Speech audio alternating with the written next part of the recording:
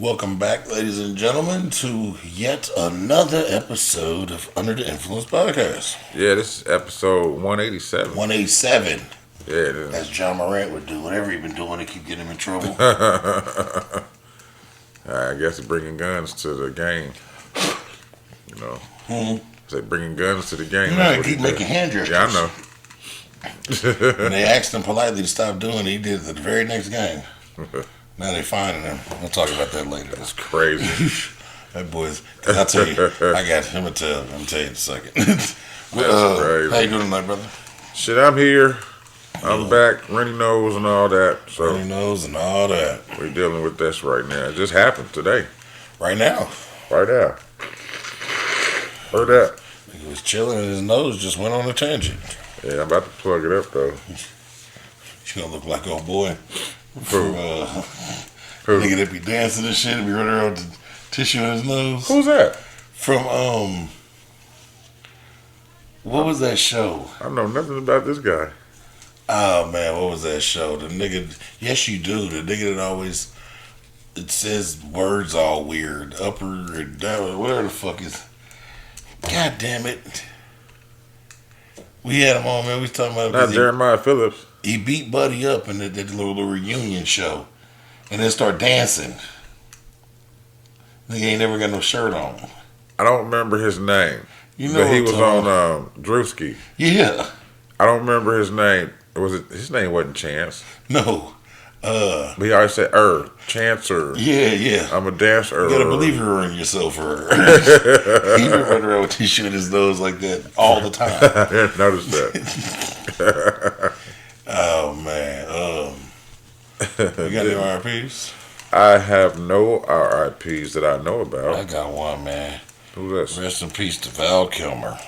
Oh, I did see that. Val Kilmer did pass. Yeah, that guy was a good actor. And the original Dennis the Menace passed. Damn, for real. Yeah, I can't remember J something, J Rest in Miles, peace. something like that. Yeah, actor Val Kilmer, known best for his roles in Top Gun, Batman Forever, The Doors, and Tombstone, and many, many more, has died at the age of 65. I think he said he died from pneumonia, Damn. but he had been sick, man. He battled a few years ago. He had a mean ass battle with throat cancer, and it had basically left him with no ability to speak. And that's why he stopped seeing them in movies. Eating the wrong coochie. Yeah, he's probably eating the wrong butt. I think that type of activity comes from the wrong butt. Okay. Rest in peace, Val Kilmer. What's wrong with you, man? Hey, you said it. I'm just with you. Rest in peace, Val Kilmer, man. He was a guy. His character in Tombstone was my nigga. I gotta watch that again. You know, I've seen it. It's been a long time. Yeah, he was Too many. Because my new shit is Hateful Eight. So yeah, he was the one with, they called him the lunger. He had like leprosy or some shit. okay. Always running around coughing up blood and shit, but he was Damn, shooting motherfuckers like crazy, that's crazy. killing niggas left and right. Boy, you better not play with that sick nigga. So you arrested. And he was Batman. He was, man. I ain't like him as Batman. You know. I ain't like the Kilmer as Batman. I was a Michael Keaton guy. So Yeah, anybody that can, I mean, George Clooney did all right. But he did. I tell you what, they all did better than Uncle. What's his name? The nigga that did the new ones. I think it's been fucking J-Lo for years. Ben Affleck. Yeah, Uncle Yeah, Ben Affleck. Ben Affleck's a trash. That was Uncle Batman. That wasn't. Yeah, my favorite one is Bale, Christian. Christian Bale. Yeah. Oh well, okay, that's the new Yeah. era. I'm talking about with the I one. know. Yeah, Val Kilmer was no. You're right. Keaton was my favorite of the Keaton old was one. mine. 'Cause Yeah, Val Kilmer played it when shit got weird, didn't he? Like when Arnold Schwarzenegger was the Iceman, and no, I think that was Clooney. that was Clooney. He came when it was Batman and Robin. Val Kilmer did. Okay. That's when was that? No, that's the second one with Kiss from. Nope, That's the third one. Yeah, Batman and Robin, Kiss from a Rose. Yeah. Yeah, he was Kiss from a Rose Batman. Okay. I'm just call it that. Yeah, my shit was Batman and Robin. My shit was that. My shit is the one with Bell, Christian Bell. I like all three of them. Yeah, them was cold. Them motherfuckers cold. Cold. Bane is my guy.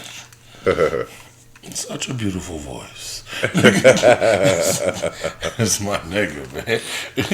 So y'all excuse me, I ain't about to keep wiping this the whole movie, the whole show. They be alright, man. They alright. You done worse on camera. You want to get this ball rolling? Let's do it. I got the game room gang. The game room gang. Game room gang? That's the one that hit me when I was Say down that shit 5 times fast. Exactly, when I was down in Houston. It says a Houston game room raids a 61-year-old ringleader among 16 charged in a $22 million scheme. 45 arrested in total.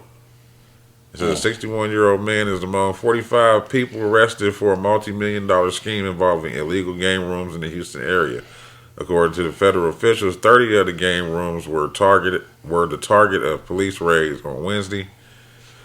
It says U.S. Attorney Nicholas, I can't pronounce his last name, Ganji, says over 270 law enforcement agents and officers were involved in Wednesday's raid. The operation involved... My bad. TV in the background. The operation involved about 20 local and federal agencies, including the Houston Police, the Harris County Sheriff's Office, Homeland Security Investigations, the IRS, and the FBI. Everybody went after these niggas, except for the bombs and alcohol and shit.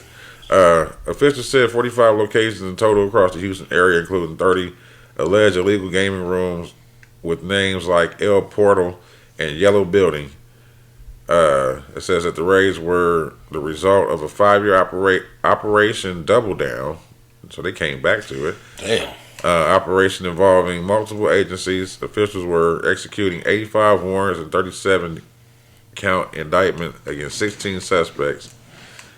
It says the suspects are accused of conspiracy, operating an illegal gambling business, and interstate travel in aid of racketeering. Oh yeah. Each with funds. Yeah, with each charge carrying up to a 5-year prison sentence.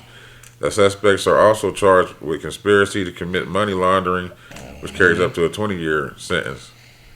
According to Anjay, no game room customers were arrested during the raids. Only those who were accused of helping to operate the game rooms were reportedly arrested, which is cool.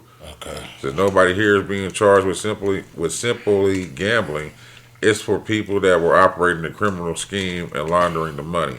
In addition to the arrest, they received over 2,000 illegal slot machines, 8 firearms, numerous high-end vehicles, 100 Rolex watches, $4.5 million in cash, and $6.5 million from accounts and other financial institutions. Let me get them Rolexes and that whatever cash they got. I don't need the shit that was in the accounts. Just run me the greenbacks. Yeah. And let me get them rollies. So I can put my rollies in the sky. That's you silly. From side to side. And then it just goes on to tell you how they went about doing the operation, but we don't need all that. Yeah, them niggas was getting to it. They was getting to the bag. They was getting to it. I had me and Bus was sitting there talking yesterday, and for some reason we was talking about T Daddy pardoning people. Yeah. And we was talking about different because I was saying that, you know, they set for the Diddy trial in like a month, during this month. Right. And I was saying that I got a feeling that he's gonna find his way out of this. Did he? Yeah. Okay. And that's why you don't see many people really speaking out against him. Yeah. It's a small handful of them, 50 Cent and a couple other niggas that's really talking. Niggas with money. But the majority of the industry is really quiet about it. They are. Because my personal feeling is he's gonna figure out some type of way out of it, and motherfuckers don't want to be on his bad side when he figures his way out of it. And then we was talking about, like, you know, how you can figure his way out. And I was like, man, you know, T Daddy will sell you a pardon. I said, bro, Diddy came up with like 60 million liquid to try and bond out. You don't think he can offer that nigga 60 million liquid to pardon him? Shit. Now he got to be convicted to get the pardon. Right. So Oh, that whole there's that process. part. And he was talking, and he was like, something. I got to naming off people that he pardoned last time. I was like, nigga, he even pardoned Kwame Kilpatrick. That's true. And Wes was like, who's Kwame Kilpatrick? I said, you don't know who Kwame Kilpatrick is? I said, oh, he was the mayor of Detroit. Nigga, I got to running off everything that nigga did. I said, nigga stole 79 million from the city, nigga. Got to running off that shit. Look, he was like, man, where can I find that? I said, bro, they got a whole bunch of different things. I know they did like an American Gangster type thing on him. They did a greed one on him, nigga. I said, man, you got to look into Kwame Kilpatrick, nigga. That nigga was That's what got me turned on to Tiffany Henry, because we was talking about him. Mm-hmm. And when I started seeing her making the same type of plays, I was like, oh, interesting. I'm going to be at the top of this one. Yeah. Even though I was 2 years behind, but shit, I caught up. That's what I was telling Buzz. Buzz was like, nigga, I'm about to check this nigga out. I said, man, check him out. I said he was a younger, fly nigga who was the mayor for like 8 years. Uh-huh. So that nigga was walking around with furs on and Escalades and Rolexes and chains, and nigga, he was stealing all the money that was supposed to go to the roads and to the... You doing it. Busted Kwame ass, but because they gave Kwame 26 years. Whatchamacallit pardoned him after like 6. Oh, shit. Yeah, he did like 6 years on that. Damn. So he did 72 months of a 26-year sentence, and then he got pardoned. Is that 72 months? After 72 months, yep. Damn. Of 26 years. It was like 5 or 6 years. Yeah, that's 6 years. Yeah. Damn. That's crazy. Mm-hmm. But T-Daddy letting them loose. So now my question is about the pardons. Is it only when their term is almost up, or can they do it within their term? He pardoned all the January 6 people the day he got in office this time. You right. He pardoned 1,500 motherfuckers. I didn't pay attention to that. Yeah, he pardoned 1,500 people on day one. I wonder if girl, I can't remember her name, but she was always on Kill Tony telling her story. She'd go up there every now and again. She was from Texas, and she was like one of the ringleaders of the shit. So yeah, because he pardoned a lot, and a lot of motherfuckers was because I had saw a few people on there like he pardoned them, but they had got in trouble for other shit and couldn't be released. But that part of their case was gone. Well, that's cool. Yeah, but South Carolina school districts are paying $25 per week to families of students with perfect attendance. They paid out $30,000 the first week. That's $5 a day. Yeah. Huh. Is it elementary? What? I don't know. That's dope though. That's what I said. It's an incentive to come to school. Yeah. And it's a super incentive for people that already, because, newsflash, people that already get perfect attendance are always going to have it. Yeah. Unless something happens. Mm-hmm. Unless something happens. It's like, I remember going to school, the motherfuckers that got that shit, they like prided themselves on it. They couldn't wait to get that little certificate. they used to give them, at Tech, they gave them zoo books. Yeah, And my yeah. cousin was like, how the hell did I get a zoo book? I don't come to school every day. I was like, just take it. Take the book, nigga. Shit. We was using them motherfuckers real good. That's the big, thick coupon book with all the... Nigga, blimpies. Man, listen. And they had the first few coupons that were like the free giveaway ones. You know what I'm saying? For that establishment. We was hitting Blimpies, Subway, places I ain't never ate before back then, like Marco's Pizza and shit like that. Man, I tried to get Subway the other day, bro. Yesterday. I went into the Subway and...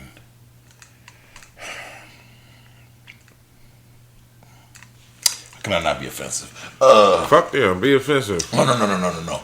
Because it wasn't Subway that I need to be offensive towards. Oh, it's the person making your sandwich. It was no. It was the people in Subway, the patrons. Oh, other people. Well, fuck them too. No. Why? They was all they would have been in ramp classes at Warren. They would have Well, fuck them too. They get equal rights. Yeah. They fight for equal rights. Fuck them. It just fucked me up, bro. It was a packed house, and everybody in that motherfucker, it was like they was on a field trip. Did it smell like slobber?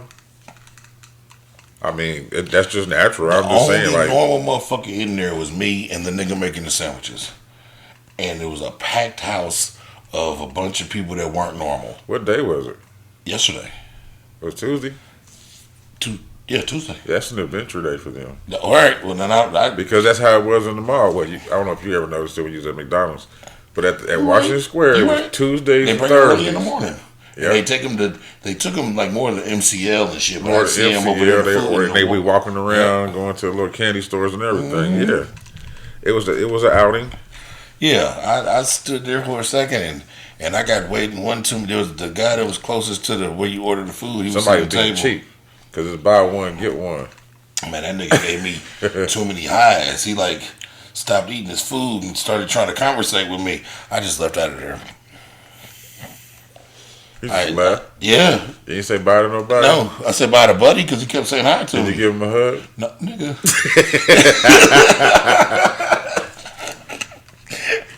He wanted to be your friend. Yeah, I know he did. That's why I said He knew bye your to name him. was Casper. He said you'd be my friend. I didn't want to be to rude to him because he was so nice. I was standing there, nigga put his sandwich down and said hi. He said he watches the pod. He might have. He was like, oh, I seen. Nah, that nigga was. I left up out of there. It was a crazy odor in that motherfucker. You could tell that the nigga behind. Shit. You could tell the nigga behind the register making the sandwiches was like super frustrated with what was going on because these probably weren't the most concise orders. I said no egg on mine. I didn't want the onion. I got a piece of onion. Yeah. I got a piece of onion on mine. Yeah, nigga, I went across the thing to. I was on. They want to be treated like regular people, so that's what we doing. I was by like 80, like Keystone Cross, like 86th Street, up by Total Wine. That's where I was at. I just went over there to the Hardee's and got a couple chicken soft tacos and ate my food. You silly. You silly. Oh, I got something. I just started hearing about this shit, man. I've been wondering what the fuck it is. It's called bed rotting. You ever heard of that? No. So it says, what is bed rotting and is it harmful?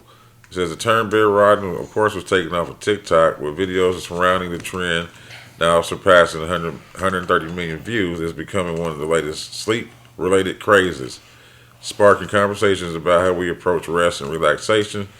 Some doctor named Dr. Deborah Lee, a sleep expert with working with Bed Factory Direct, she explains the bed rotting refers to the act of spending prolonged periods in bed, often avoiding responsibilities, and engaging in activities like scrolling through TikTok or binge watching TV shows without much else. Oh man, they got me.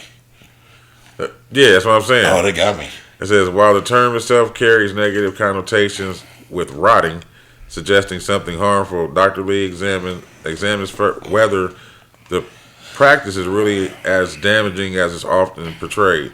She suggests that, in fact, the trend might not be as harmful as many think, and there could be more to the idea of taking time to rest and disconnect. Says bed rotting can be positive if it's done as a genuine stance of needing to recover, rest. However, the term rotting does have a negative impact. Yeah. Perhaps renaming it as intentional rest will put a bit more of a positive spin on this rather than the use of the term to rot. Yeah. It shifts the focus from being lazy and unproductive to purposeful relaxation, which we all need to get over our busy modern day lives. No. It says, however, Dr. Lee discusses why some people who take up bed rotting are actually doing it for the wrong reasons. And she says, to those who bed rot are often ignoring their day-to-day activity, which can seem overwhelming. A lot of people are physically and emotionally overwhelmed with trying to balance everyday lives. Some people will take to bed rotting to avoid real life work, but in reality, the to-do list will still be there when they finally take themselves out of bed. You know what I'm saying? So I'll give you my routine because I do that, but it's not to avoid anything. My days are busy. Right. But I carve out like okay, in the morning I get up like 6, 7 o'clock in the morning 'cause I got to get the kids geared up for school. Right. Right. I go to the gym. I usually get out the gym. I usually make it home from the gym somewhere around 11:30, 12 o'clock. I get there about 8:39. I'm there till about 12 o'clock. I come in. I usually got my I make my food the night before for the gym. So when I come, because I don't know if you know, but like when you get done hitting the iron real heavy, like you need to get protein and shit in your body, Yeah. like right Yeah. while you're in an anabolic state. That's why you see motherfucker drinking protein shake as soon as they get done. But I live close enough to the gym that I don't like take my protein shake with me because I just get in the car and come straight home and eat my food. Right. So after I get done with that, unless it's a day where I try really hard to make everything else I have to do be after like 5 o'clock in the afternoon, Right. I come home, I eat, and I go into my room. And I got them crazy ass blackout curtains because I got my room turned into a movie theater essentially. Like I go in my room and lay in the bed and prepare myself for the rest of the day until 3:30 when I got to get up to go get the kids from school. And then after I get them from school, the day is usually all occupied with Other shit running around. with all the shit that I need to do. Well, nah, that sounds like motherfuckers just not getting up doing shit. Well, that's the bad part when they're ignoring shit. Yeah.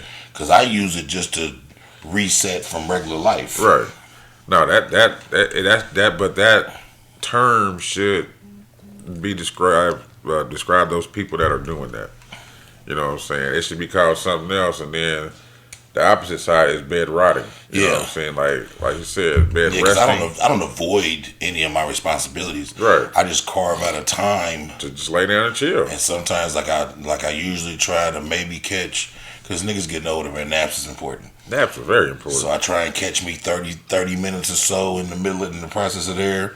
I usually sit down while I'm doing that, and I study. I do the shit for our YouTube. I might upload a TikTok video or something that I made for our shit. Right. Right then, bro. When I catch me, I usually keep a movie on deck or a TV show or, bro, and yeah. I actually did a bed rot before. It's always something traumatic that happens. So, after my father passed, I had to get up out of that situation. You know what I'm saying? See, them the wrong ones. I did it after Chuck passed. That's my Understood. 3 days in the bed. Well, at the time, I lost my dad, I lost my job because they moved out of state. You know what I'm saying? Everything was out of my hands. Oh, So, yeah. you The just shit get on your ass, you feel overwhelmed. you feel helpless. Mm-hmm. You know what I'm saying? So I just kind of just chilled for like a month or two. Yeah. Absorbed everything in. I've been there because sometimes I know like a lot of my shit has been, I've been through a lot of legal woes in my life. Right. And sometimes when you in panic mode, you can make bad decisions. Oh, yeah. So what I learned through my years is I just go sit my ass down. Like certain shit can wait. Like I'll figure this out, but I need a second to process. I process better alone. Yeah. And Nobody in your ear yapping telling you what you need to do. yeah, I process better alone, and when I come up out of it, I tell you what I used to do. I didn't used to bed rot when I used to have like financial problems when I was younger. I always had cars and shit. Right. And if I was broke, I would put on like a really expensive outfit. I put on all my jewelry. I go to the storage and get one of my toys out of the storage, and I drive around all day like I was that nigga. Hey, whatever the heck takes, man. And by the time I put the car back in the storage and came home and took the jewelry off and put back on some sweatpants and shit, Yeah. I'd have a game plan. And I go execute it, and I'd be back straight again. Understood. Niggas be like, man, what you gonna do, man? The plug got jammed up. The blah blah blah blah blah blah blah. Nigga, I'm about to go ride. I'm gonna go put on $20,000 worth of jewelry. I'm gonna get in my toy. And I'm gonna hit 38th Street like it's early 2000s, nigga. And by the time I run out at least a half a tank of gas in this old school, nigga, I'm gonna have a game plan. Hey, I feel you. Cause panicking ain't gonna never get you nowhere. Nah. You make bad decisions. You're always gonna make a bad decision in panic. Bad decisions that'll lead you to being in a more fucked up position. all the time. Yeah, I don't need to be. Because you're panicking. Yeah. You're not making rational decisions. I don't You're need to making- be more you're fucked making up. at the moment decisions instead of following the plan. That's where Yeah. people get caught up. Yeah, and even if you ain't got a plan, sit down and make one. Oh, I just did bad riding. My bad. I got one. These kids is really fried, man. You know, I hate to like blame shit on video games, I can. but I hate to because I hate like when they used to try and blame shit that we did on like rap music and shit like that. cartoons. Yeah, I hate it, but sometimes it is. What It's it is. real. It's real. Especially when the nigga says that's what he's doing. A man was arrested after leading police on a 95-mile-per-hour car chase and screaming, "I'm in GTA, bro," while driving. He threw off police by changing the color of his car during the chase. He would have gotten away with it, but he started bragging about it on social media a month later. A 19-year-old Utah man claimed he was in GTA while filming himself leading the police on a wild chase, according to documents. On February 20th, a man from Pleasant Grove was allegedly driving around in a sedan without a license plate when police attempted to pull him over. The man didn't pull over. Instead, as documents found, he accelerated, ran a red light, and the officers turned on their sirens and chased after the man, who almost hit another vehicle and sped up to 95 miles per hour. Although the officers stopped chasing the 19-year-old for safety reasons, a month later, the authorities received 3 videos of the chase, including one of the suspect gloating about being in GTA. They tracked him down, and like you said, it would have got away with it because when he got away with it, he went and wrapped his car a different color and put his plates on. So it's a whole. He'd have been fine, but he could not stop himself from telling people on social media what he did. Stupid. He thought he got away. And he did. If he'd have shut the fuck up. That's what I mean. He thought he Yeah. got away. He was so busy thinking that he's so confident about the getaway. You wait a couple of months before you tell somebody. Matter of fact, wait a couple of years before you tell somebody. Well, not that he just told nobody. He uploaded footage he took of himself while getting Stupid. chased. The police said, "That's Buddy right there." Not even a ghost page or a ghost email. I mean, some things you just can't take credit for. Yeah, you got to shut the fuck up. You just got to. Some things are just for you to know. Maybe your closest homeboy. Well, I got one for you. I thought it was going to be a fecal, but then I kind of had a little think about it. It says a man, I call it whelp, WELP, whelp. Well, Man claims his family member degraded him by continuously leaving her children with him before selecting a gold blade from the kitchen because he intended to punish her for being disrespectful to him, only to fatally stab her. oh no. Yeah, he got sentenced and shit. So, I didn't know it was from here. I thought this was overseas shit because the way it said the gold blade. It says Indiana. It says an Indiana parent was ordered to serve 6 decades behind bars for the 60 murder piece. of his family member, later identified as 30-year-old Sterling. I don't know. The sentencing took place last week with Judge Monica Gilmore presiding. What the fuck is this? Yeah, it says the incident occurred in June 2023 at a residence in Indiana at approximately 7:02 a.m. Officers responded to a report of a bleeding female at the location. Upon arrival, they discovered the victim's lifeless body in the driveway, bearing multiple stab wounds. He did multiple shit. According to court documents, the defendant, 64-year-old Fretzner, confessed to the killing during police questioning. He expressed feelings of humiliation and frustration, stating that his daughter had continuously left her children in his care, which he perceived as Killed his disrespectful. daughter? Yeah. He also recounted that he selected a gold knife from near the sink with the intention to beat his daughter with. The handle? To beat his daughter for her perceived disrespect. He admitted to stabbing her multiple times, including in the head. Oh my God. The investigation revealed that the woman's two children were present in the residence during the attack and heard the mother screams that she was killed by their grandfather. My Lord. This harrowing detail underscored the brutality of the crime and its profound impact on the family. Just following his arrest, the defendant was cooperative with law enforcement. His charges, he reportedly agreed. He was subsequently held at the county jail without bond. So during the sentences, the judge acknowledged the profound grief experienced by the victim's family, stating 60 years or 600 years doesn't change their lives. She emphasized the limitations of the justice system and providing true closure, but expressed hope that the sentence would serve as a measure of accountability. That nigga ain't living no 60 years. It says the prosecutor who had recommended the 60-year sentence commended the collaborative efforts of the law enforcement and court staff in bringing the case to the solution. He reiterated that the sentiment, while he reiterated the sentiment that while the sentence cannot undo the tragedy, it represents a commitment to seeking justice. I said this case has an inevitable. Inevitable. No, it's not even that. Okay. Indelible. Oh, okay. Yes, what? Yeah, indelible mark on the Indiana community, highlighting the devastating consequences of familial conflict and underscoring the importance of addressing underlying issues before they escalate into violence. But how often was she doing that? And how much more he can? How bad was them kids? Yeah. How many kids was it? I mean, that's the brother right there. Killed his baby. His own daughter. God damn. He probably, you know what? He probably wasn't reaching for the knife like he said. He was probably reaching for something else. And that's just what he happened to pull without looking. And that's why he confessed. Yeah, he got way too mad.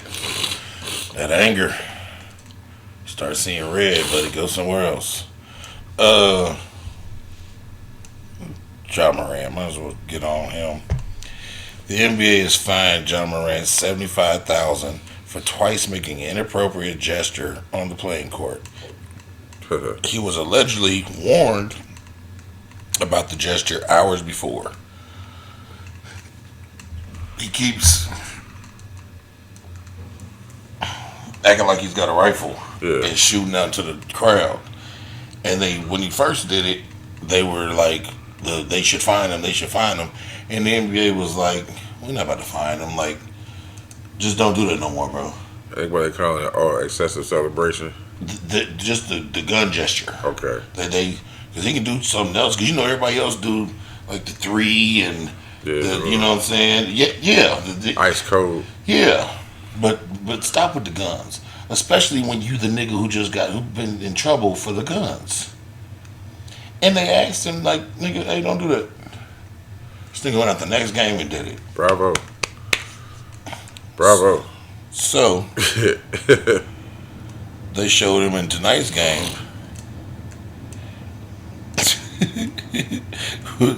Instead of doing the gun gesture, this nigga pulled the pin out of a hand grenade and threw it into the crowd.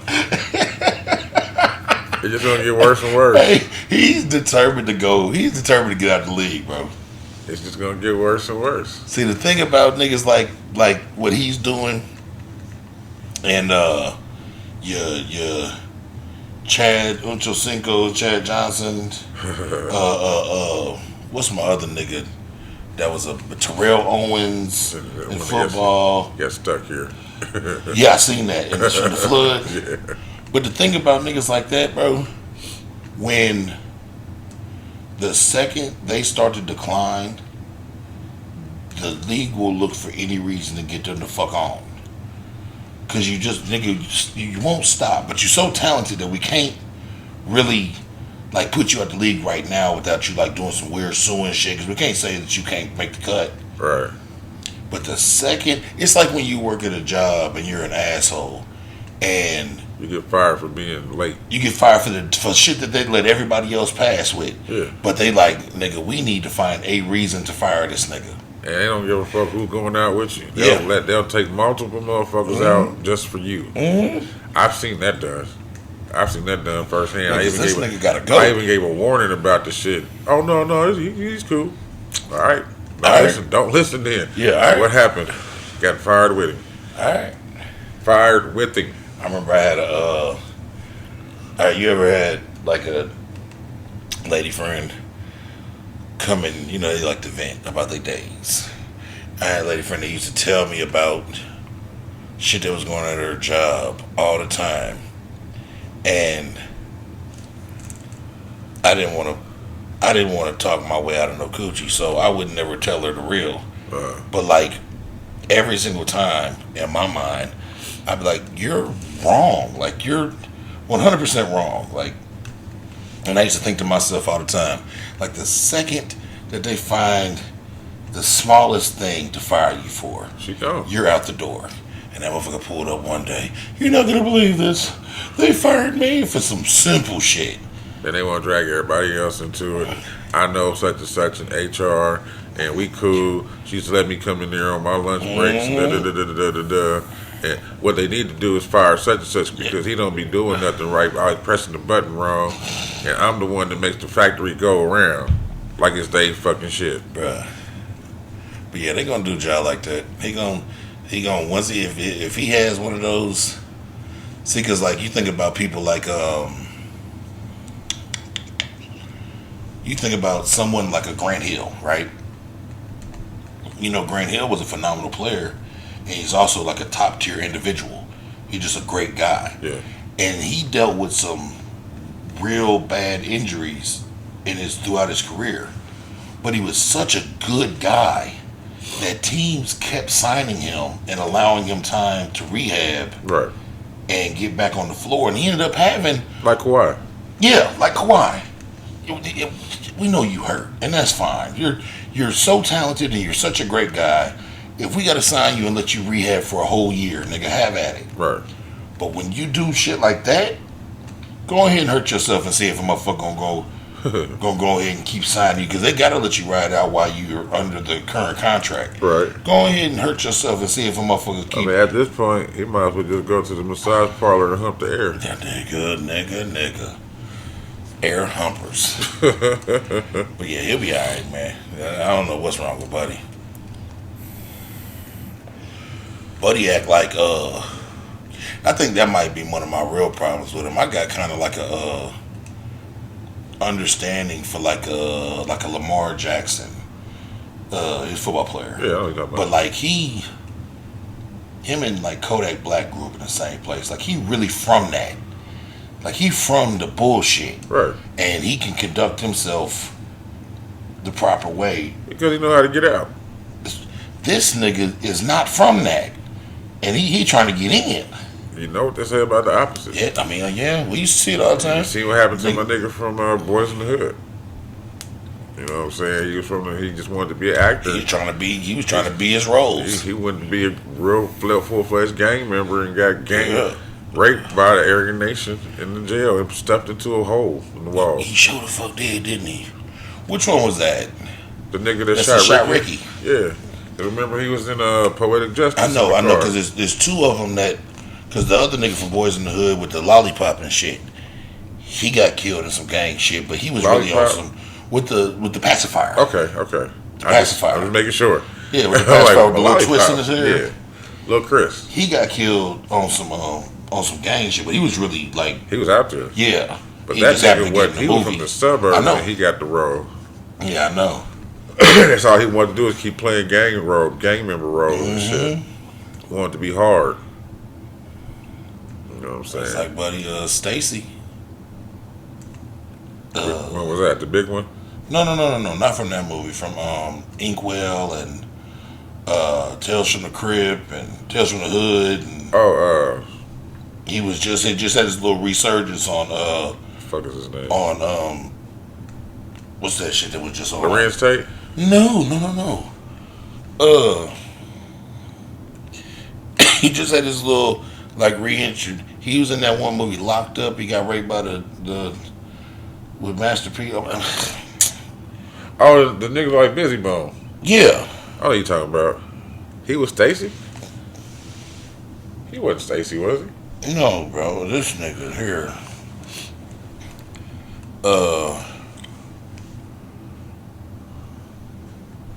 Oh, the brother from the wood. the brother from the wood, Oh, girl's brother. Yeah, he did get raped in that movie. DeAndre Bonds. He played Yeah, Stacy. he did play. Yeah, that's You what know, I'm he saying. got jammed up and went to the penitentiary on some shit, being like his character. What he in Don't Be a Menace as well? I believe so. He was in He's always talking about being in jail. yeah. He was in Lockdown. Was the character that where he got raped and all Yeah. that shit with I Because they forgot turned him into the informant. yeah. And shit, he finally killed the dude. Because remember, he was on everything. 3 Strikes, Sunset Park, Yeah. Get on the Bus to Wood, and then he went to the penitentiary.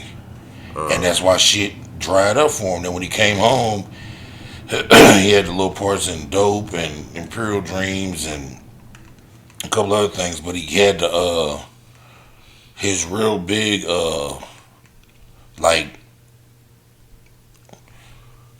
acting like he's back was Snowfall. Okay. Did you ever watch Snowfall? I ain't fuck with it. You gotta watch Snowfall, bro. That's good. That's good TV. He was the one of the like bigger dope boys that like ran like a imagine like LA's version of Caprini Green. Okay. Like he ran the whole apartment. Oh, Like he was that apartment nigga. complex. He the MS-13. Yeah, and he did some weird shit. Like when they got married, he came and because he was like on drugs and shit real bad, but he was like that nigga. But he was crazy. Everybody knew he was nuts. And he like came to the party and put LSD like in the punch and drugged like the whole party. Just made everybody have a trip out night. Oh, shit. And, like he ain't want to do nothing to nobody. He just wanted everybody to be on some shit like he was on. That's crazy. You gotta watch Snowfall, bro. That's good TV. I don't like them shows. Snowfall, Empire, or what's the other one? Raising Cane. I don't fuck with them no more. Snowfall's good, bro. It's all the same premise to me. It's all about drugs. They moving drugs. In Snowfall. That's the underlying story. Okay. So they just don't focus on that. It's a lot more. Alright.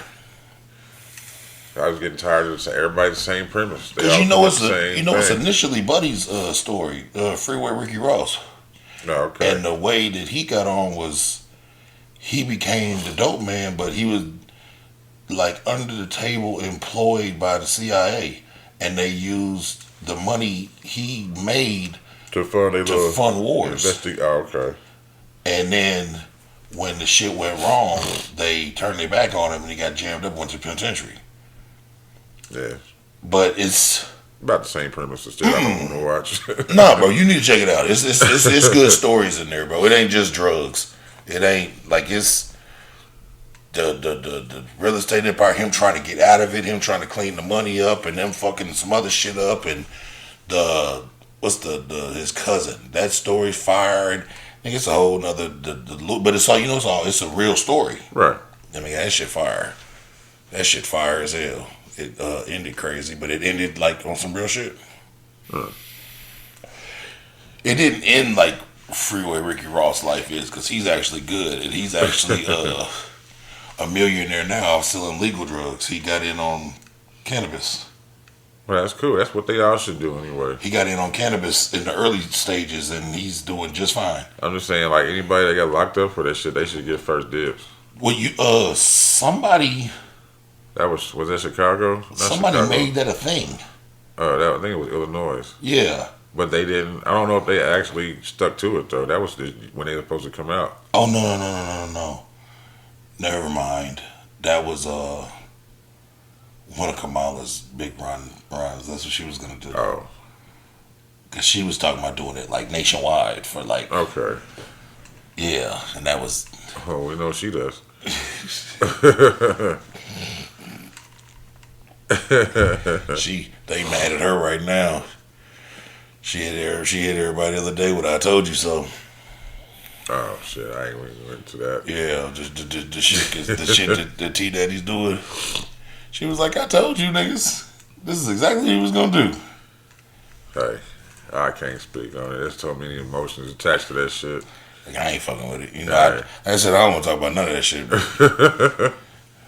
Shit, I be watching my cousins go through it on Facebook. Nigga, my daddy be on. You know, my daddy white, Yeah, and so a lot of and he come from a place where a lot of them people would be T-Daddy supporters. Yeah. So, Facebook is the place where you reconnect with old friends. Right. And my daddy be on there talking big shit. And some of them T-Daddy supporters, they be going back and forth. I said, nigga, my daddy is sitting in the house bored, making his friends mad. That's it. Stirring up the pot. Stirring the pot. Heavy, too. That shit be coming down my timeline. Every time I see something about, because I've noticed on this go-around, majority of us as a people, are so desensitized to all the bullshit that we not even making an uproar about what's going on right now. It's just going to happen. Yeah. But so every time I see that on my timeline, I look and I can almost guarantee it's my daddy's post. And I see it and I'm like, yep. And then I look at how many comments are there and it'd be 15, 20 comments. And my daddy got this a real close friend of his named Brian, who's a black guy who is highly educated and loves to show it. And he be in them comments eating them motherfuckers alive. I said, and I mean like the way he speaks, I think he must be in politics at some level. Like he be tearing their ass up, and I just get a good chuckle, and then I go on to a different post about somebody doing some weird shit. Did you watch the newest episode of the Balloon Pop? My one yesterday? With the nigga with 2 hours? With the gray beard? Hold on. Gray beard. Was he at the end? Which position was he in? And what was his name, though? What's my nigga's name? This is my guy. Kevin? No. The mechanic looking dude? No, he asked that girl if she would be willing to give. Yeah, that's what I'm just talking about. The nigga in the blue. To give up her 1-year-old baby. 44-year-old. I can't remember his name. Russell or some shit. Russell, yeah. That's my nigga. That nigga's crazy. That's my nigga, and he's insane. But I understood that question, though. He wasn't asking to give the baby up and just leave it. He's like, give it to your the daddy for him. Yeah. Him. Yeah, him. That's my nigga. That's my guy. Yeah. And I have never in my life wanted to watch an episode of that shit as bad as I want to watch this one. Cause I know. Did you watch it? No. Oh, I just found out today he was on there. Oh, watch it. Cause Kevin Naptown Prince is on there. Nigga, you know how if when I get to drinking shit, you would expect some shit out of me. Yeah. Bro, you can expect some shit out of that nigga from the time he wake up to the time he go to sleep. He really wasn't that bad. Like, watch that episode and watch how they be treating these dudes, man. I know. That should be horrible because my thing is, if I don't like a motherfucker, I don't like a motherfucker. What you mean you fumbled the bag? Who fumbled what? How many more other motherfuckers fumbled the bag before this bitch got here? Well, you know. Seriously. You know what I'm saying? Why they still single if they so bad? You know, they talk about us not being able to handle rejection. I know a lot of niggas can't. A lot of niggas can't either. A lot of niggas hit you with the fuck you bitch and this, that, and the third. Yeah. But that's not majority of niggas though. I know. Bro, you know I don't like bigger women.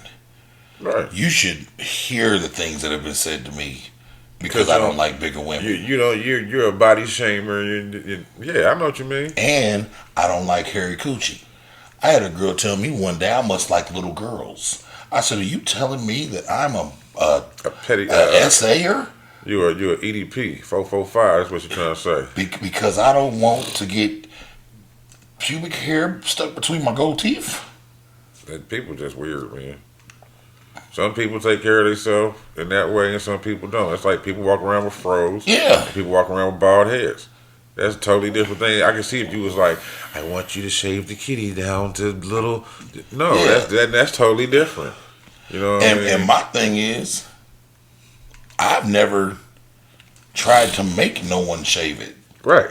Like, if that's not how you get down, then I'll just find somewhere else to go because I don't fuck with it. I don't like it. So some people can't do it because it gives them bumps. I know. No, I'm just saying they don't like that. They don't never consider that though. Yeah. You know what I'm saying? They don't never say that shit. Man, And I remember I had one motherfucker, the bitch told me she didn't like light skinned niggas. And I said, well, that's cool because I don't like fat bitches, so we can just be friends. Right. And for some reason, her feelings was hurt. Yeah, they feel it's gonna be hurt. Even though you just told me you don't fuck with light skinned niggas, we both. This whole episode that you talking about, and is a couple other ones. So this was supposed to be like the Silver Fox edition, you know, our age and a little bit up and shit. But they thought it was gonna be more mature, and they talk about not at all. They talk about the niggas ain't mature, the women ain't mature either.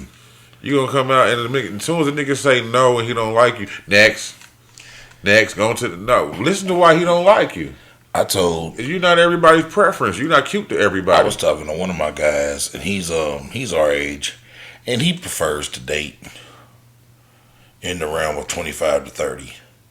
I can't do that, and me either, right? So, but I was asking him about it, and he's like, bro, these ain't the women of yesteryear. He was like, That's nigga. True. He was like, nigga, the 45-year-olds are acting like the 25-year-olds. True. He was like, at least if I'm gonna have to deal with that mentality, I can get a motherfucker without all that baggage. That's true too. I said, because I asked him, well, what do you and a 25-year-old talk about? He was like, the same shit me and a 45-year-old talk about. Nigga, have you been around these bitches lately? That's the truth. He was like, nigga, it ain't like before when the older women were like the example for the younger women. The older women are trying to be the younger women. He was like, nigga. Matter of fact, yeah, one of the ladies came out dancing and shaking and shit. Yeah. I mean, she wasn't shaking her ass and popping, but like she was the shit. I'm like, bitch, you 59 years old. Walk your ass out here, Geraldine. Bitch, you need a cane. Damn, they're showing your fucking muffin top. Before you throw that hip out. Yeah. Knowing she done had some surgery somewhere. Man, before you throw that hip out. Probably got screwed in teeth, too. Oh, Lord. Oh, my bad. At least you ain't got the cat. Was it your turn? Yeah. I guess I We just went got on a little tirade. I just got potholes, man, and what you need to do for the procedure. It says potholes can be a lot more than just jarring, bumping annoyance. They can wreak havoc on your car and drain your wallet. Yeah. The repairing pothole damage hits cars' budgets hard. A Consumer Reports break down the impact and provide tips to protect your wallet.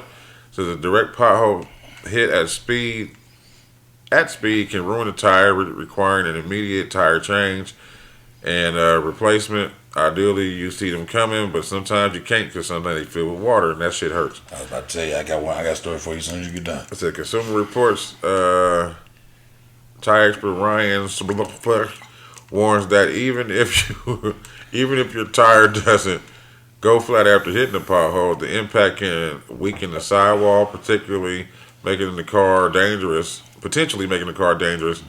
to drive or even unstable. Put that titty on the tire. He says it's not just your tires at risk. A deep pothole can wreak havoc on your steering suspension, throw off your alignment, and even damage your car's subframe and crack your rims. Yep.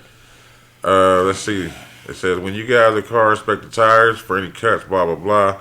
If you see anything, it's important to replace the tire right away because driving on that can lead to a potential dangerous situation later on in a blowout. Yep.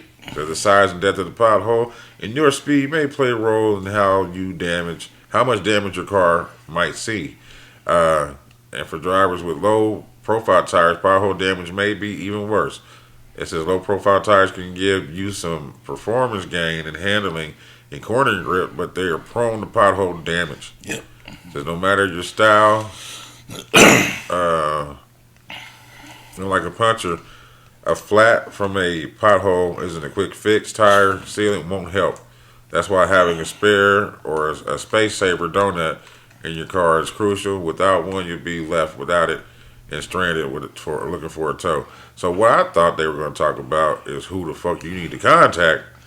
You're supposed to contact the Mirror Action Hotline, and they'll never get back with you. Yeah. And if they do, because I've done it, and if they do, they want a crazy amount of proof that it happened. Yeah, they do. Yeah. And it's so hard to get, because years ago I bashed up I had some 24s on this van I had. Yeah. One of the big vans, the luxury, Not the economy line, but the conversion. What you talking I about? had a conversion, the one with the high top that you can almost stand up in. Yeah, tables in it. Yeah, Captain's chairs. captain chairs, tables, DVD player, video game. The back seat folded out into a bed. It was white with the green, like mint green, little decals on it. What are you talking about? And the interior was mint green and wood grain, and it Oh, had shit. 5% tints and blinds. Oh, And I had like a 32-inch flat screen up there. I had an Xbox. I had DVD player. They had 412s in the back. Nigga, it was so fucking nice. But I sold them same fours I'm talking about. I sold them to Chuck. God damn it, rest in peace, Chuck. But I bashed up two of them motherfuckers on a pothole, and the shit cost me so much to get fixed, nigga. I tried to go through the process to get, nigga, I ain't get $1 from them niggas. They wanted so much. paperwork. And shit, proof. And then like I took the rims to like a hood spot. It's a Mexican on Massachusetts that's been fixing niggas rims for 20 years. Yeah. But he's not like a licensed, he's not like Tire Barn or Right.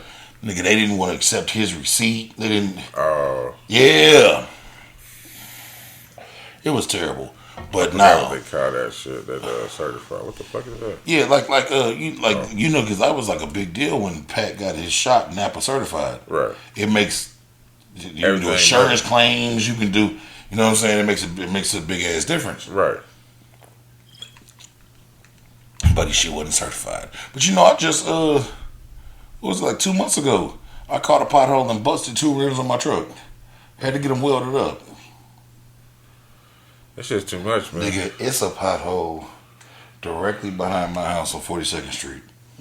That is, because of the conditions we've been having, Yeah, it's filled with water. I'm sure. At least And- you can fill with water. Niggas is tearing they shit up, bro. If you leave right here, I bet you $50 to a pack of donuts, bro. There are at least 2 to 3 people at that church right there I'll take some tires. fixing tires. There was somebody over there. Mhm. Shit, they got one on the south side off of, well, I don't know if nobody can go that way no more. That goes down into the fucking earth. Yeah. I saw the video. Yeah, that shit was horrible. Yeah. There was one on Raymond, too, right next to the cemetery. before Your you whole get to car Burger King. falling, that motherfucker. I just happened to see the one on Raymond one day and just skirted over real quick and like, damn, who got that there? You can't even put a cone in there to let the motherfucker know what's going on. So funny story. Which is weird, but I get it, because we not even like that. But one of, let's say a former lady friend, who I'm still real cool with. So last night I'm leaving the crib to go make a couple runs, and I see a car over by the church on the flat. Look like her car, but she has a really common car. Okay. But I see a nigga standing out there fucking with the tire. So I go on by my day. She hit me this morning, just, you know, checking in, how you doing, blah, blah, blah, blah, blah. She's like, yeah, I'm about to go deal with this shit with my car. I caught a flat last night right over by your house. Good. Ended up having to leave my car in the church parking lot and just get an Uber to the crib, and I'm about to go deal with it now. I said, why ain't you hit me? You know I'm home. Like, why ain't you hit me? Like, I'm home with tools. She was like, I don't know why I hit you. I just didn't think of da-da-da-da-da. I said, you didn't hit me because you had that nigga with that orange hoodie on. She said, oh, shit. I said, yeah, I rode past you, but I didn't think that was your car because I didn't see you. I saw a nigga with an orange hoodie. He couldn't do nothing about Nope. it. No, he didn't do nothing. He was out there trying. He couldn't get it together. That's terrible. I said, at that point in time, you was supposed to tell that nigga, let me call my homeboy. Because I'm not your guy. We not fucking. Right. We may have years ago, but we ain't did that in a very long time. Understood. I could have pulled up just been your homeboy and did your tire. I got all the tools in this garage to fix anything you had going on. But, you know, I'm glad she didn't. Hey, you had to figure it out with that nigga. I'm glad she didn't. She's with the wrong suitor at the moment. Yeah, you know. Yeah, no. Shit, she had to do what she had to do. You hear this the story about the nigga with the left the kids at the McDonald's? No. I forgot you've been out of town preoccupied. You What didn't hear. happened? Was this here? Yeah, I don't know if it was here. I think it was here, or maybe it was somewhere. I don't know. But it was a big deal. It was making its way all around the internet. What did he do? Go ahead. Alright, so he left his 3 kids, like a 10-year-old, a 6-year-old, like a 1-year-old, at a McDonald's that has the Playpen? yeah. And went up to go charge his phone? No, What did he he do? was supposedly went to go to a job interview, and that's where he left the kids. Hope he fed And him at least. huh? So I hope he fed him. I don't at know, least. but apparently he, because I'm just about to run off memory, because what I have in my phone right here is like a follow up. Right. So apparently he went to go to like a job interview. He left the kids there. He like left. He came back, check on them, left again, and after like 2 hours, bless me, excuse me, one of the people at McDonald's ended up calling the law, and he got locked up for Child abuse. child abandonment. But the thing about it was, when he got locked up for that, they called the mama, and she pulled right up to the McDonald's and got the kids. So why wasn't It was his weekend or whatever. okay? So boom, everybody was like, man, he needs, he was just trying to get a job. Motherfucker was really trying to play the sympathy card, like he didn't, like that wasn't like dangerous. Yeah, that was dangerous. Because like one of them babies is 1. He's like a 10-year-old, like a 6 or 8-year-old, I can't remember, and a 1-year-old. But that ain't it. So, but all right, so father who left 3 kids at McDonald's lied about being at a job interview. 10-year-old daughter allegedly says he does this all the time. His name is Antonio Brown. And until she said that, people had raised over $80,000 on GoFundMe to try and help this brother out. Because the way the story first came out, it was just a single father struggling to try and get a job and on some pursuit of happiness type shit. That's what it sounded like. Okay, until the daughter came out and said he lied. I wanted to give him a fecal, but I ain't too locked in on giving him a fecal yet. So he's just gonna be a story. Chris Lewis, 24, received a swell of support online after he told deputies he had been at a job interview. But now, police say he wasn't at a job interview at all. Lewis was arrested and charged with deprivation of a minor in Augusta, Georgia. Okay. Deprivation.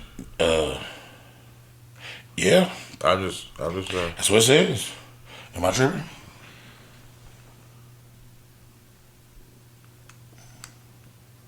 Yeah, no, you said it right. Yeah.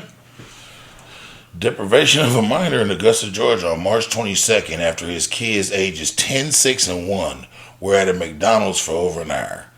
But in a police report obtained by people we won't talk about, now say Lewis was not at a job interview while his kids were at McDonald's. Police spoke to the eldest of Lewis' children following the incident, a 10-year-old child, saying that she, her father, and the 2 siblings had walked to McDonald's from an apartment complex. Police said in the report, she further stated that her father left to deliver a backpack to the apartment complex and told her he would return shortly. And he was trapping. Yeah, basically. The child also mentioned that her father frequently left him alone. Based on the video evidence and the timeline provided by the parties involved, it was determined that Mr. Lewis was not engaged in a job interview or application process during the time the children were left unattended. The sheriff's office reportedly said authorities say Lewis had applied for a job at a hotel earlier that day.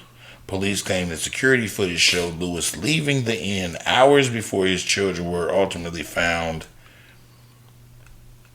At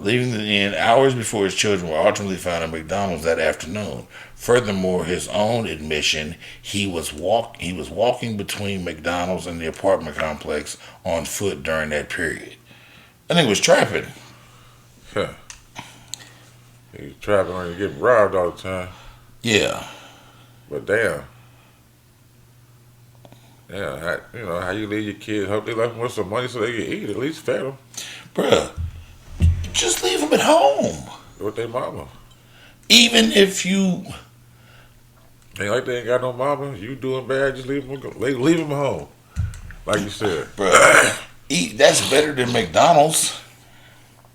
Then what about the workers? Like, was he going to different McDonald's with play places? No, because they said there was only like one of them in that area. It was right by the apartments. See, the workers should have said something like, Like, "These hey, kids is bro. always fucking here. Look at this 1-year-old rocking who daddy, Who baby is this? Looking like the little nigga from Bebe Kids. shitty ass diaper, for real. Yeah. Thinking up the whole playhouse and shit. Can't nobody else enjoy it. McDonald's. You want to leave your kids at the playhouse. John is an idiot.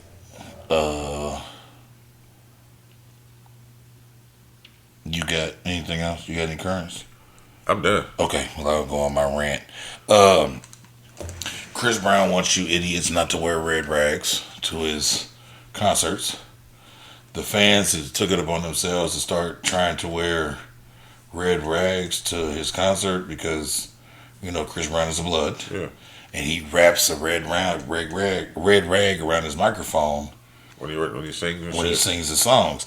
And so the fans have taken it upon themselves to start wearing red rags as like a symbol for him. Yeah. And he is like, hey guys, it's not a good idea in a lot of the places that I'm touring at. And if you guys want to show support for me in that way, just get some brown rags for Chris Brown. That ain't gonna work. I know. The actual statement is, this is on his official thing. I see a lot of the fans collectively telling Team Breezy to wear red bandanas to my concert. I would highly advise y'all not to do that. Just get brown bandanas so y'all won't run into any problems. I don't want people to get the wrong impression and promote the wrong thing. Y'all know I'm Brims Breezy, but we promoting positivity on this tour. Thank you, and I love y'all. Yeah, don't go wear the red rag if you're not suing. Or wear all red in Vegas. Yeah. Say it again for the people in the back. Or wear all solid colors in Vegas. Yeah. Young Thug. This all unfolded in the process of us leading up to record. This is a story, a statement from him, and a update and conclusion all in one. It happened over like a 3-day period. Fulton County prosecutors asked to have Young Thug's probation revoked. According to reports, prosecutors with the Fulton County District Attorney Office have filed a motion to revoke the probation of Young Thug. A document obtained by one of the people says since sentencing, the defendant has engaged in conduct that threatens the safety of witnesses and prosecutors, compromising ongoing legal proceedings and warrants, and they would like an immediate revocation of his bail. The motion says the integrity of the court and the safety of those involved in this prosecution are at stake. Now, all Young Thug did was put a picture up of the lead district attorney, the one that's been in the news, and said she's the biggest liar in the state of Georgia. What's her name? I forgot, but you know what I'm talking about. Yeah, the one that was over his case. Yeah. The one that tried to make him, she put a empire on his ass, tried to make him sign some her nephews and she some wanted that shit. nigga to do some features, and Yeah. when he wouldn't, she got on some bullshit. So, in the middle of all this was a statement from Young Thug. Young Thug responds to the state of Georgia's motion to revoke his probation. He says, his statement says, I don't make threats, I'm a good person. His actual statement says, I don't make threats, I'm a good person. I would never condone anyone threatening or anyone definitely participating in threatening anyone. I'm all about peace and love. Now the problem is, Young Thug has a real big fan base, so I'm assuming that when he put that thing up, people started, because that was one of the big problems through the whole prosecution. Motherfuckers was threatening jurors and judges and prosecutors, and just not with him telling anybody to do it, just fans. Yeah. So then a follow-up. Young Thug's probation will not be revoked. Judge Rain Reeves Whitaker has denied the DA's motion. And he basically said that he didn't do nothing wrong. He didn't make a threat. He didn't say anything wrong. He just called that lady a liar, and he has the right to do that. Yeah, that's freedom of speech. Yeah. And she's a public official. Yeah, I got the right to do that. So fuck her. Yep, so, because when I first saw that, I said, boy, they fucking with Thug early. Quick hit. I don't think it'll ever happen, but remember this was with Harriet Tubman on the $20 bill? Yeah. The $20 Harriet Tubman bill has been delayed to December 31st, 2030 due to technical design requirements. Well, they probably got to get an actual picture of her. Yeah. And can't find one. Yeah. So, but I just think they're trying to use Angel Mama. I just think they don't want to do it because they've been talking about this shit for years. Man, they shouldn't do it. Fuck all that. Put her on there, man. Yeah. Fuck it. LeBron James got a Barbie doll. What? He got a Ken doll. Named after him? Yep, it looks like him. That's the doll. Looks like Stilo. Huh? It does look like Stilo Brand. It looks like LeBron. Let's revive that real quick. Ain't that a trip? It looks like LeBron. Like a trucker LeBron. I saw the whole doll. It looks like he got a king hat Nah, on. it just looks like he's part of the PJs. Like the animation, not the... Yeah. Yeah, you know what I mean? LeBron James becomes the first NBA player to get his own Ken doll in the Barbie collection. LeBron James used it's a Ken collection, you know, like all Barbies. He's gonna be a cuck. I mean, he's not gonna be he's gonna be cucking. No. He's gonna be a cuck. No. But LeBron LeBron's coming over. No, LeBron James. He go up the little elevator to the Barbie house. So he can go do some fucking. Yeah. LeBron James using his record breaks, and now he has become the first NBA player to tap into the Barbie universe. James will soon have an official Ken doll made in his image, launching this month. He ain't gonna have a nub. He gonna have an actual. He gonna have an actual. He's gonna be there. It's gonna be anatomically correct. They gonna give him gray suede pants. Oh my lord! This is training LeBron right here. James will soon have an official Ken doll made in his image, launching this month as a part of a Barbie signature Ken Ambassadors collection. Ambassadors, which celebrates influential Ken figures who are creating positive change and contributing to a better world for all. The collector's edition doll will debut on Mattel's creation site on April 23rd for $75. The limited edition toy will hit Amazon and other retailers the following day. Coinciding with the anniversary of the release of the first Black Barbie doll. Every detail of the doll reflects LeBron's features, even down to his manicured beard. The specialized Ken sports a blue and white varsity jacket with LA on the front and Just a Kid from Akron on the back, along with patches honoring his foundation and home state. The look is completed with a We Are Family t-shirt, pants, and his Nike sneakers. So yeah, dope shit, but they might give him a wanker though. I can see that doll being hung everywhere around America. Oh yeah. Little nigga Barbie. You know that's gonna happen though. He's the first. He's the first like person to get made after a Barbie. No. He's the first black person. No, male. Male. Okay, that's what I mean. Yeah. So he's the first black male to because be they made got to a Barbie. There's other like black women that have been made, but they just all call them Barbie, but it's the so and so Barbie, so and so. So he's the first black male Ken doll, and that's why I said it's coexisting. The release date is coexisting with the release of the first black female Barbie ever. Does he come with a basketball? He come with a whole bunch of shit. I seen like that one I just showed you didn't have it, but the one he got one like his bag. He doesn't come with a basketball because he's not in basketball wear. He's in like pants, Nikes, the jacket, a hat. He got like a bag. And, They made him Buffy LeBron. Yeah. Yeah. Hey Buffy. Ha Yeah. ha ha. Get Yeah. in my car. Suck my cock. Oh my God, we got a long follow up on Scooter.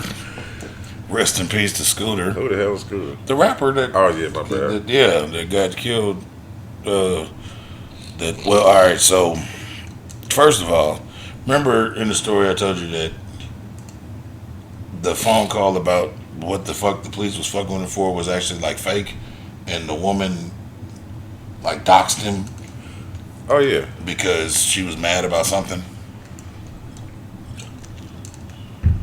Atlanta police have arrested 31-year-old woman who alleged false 911 call led to the death of rapper Young Scooter.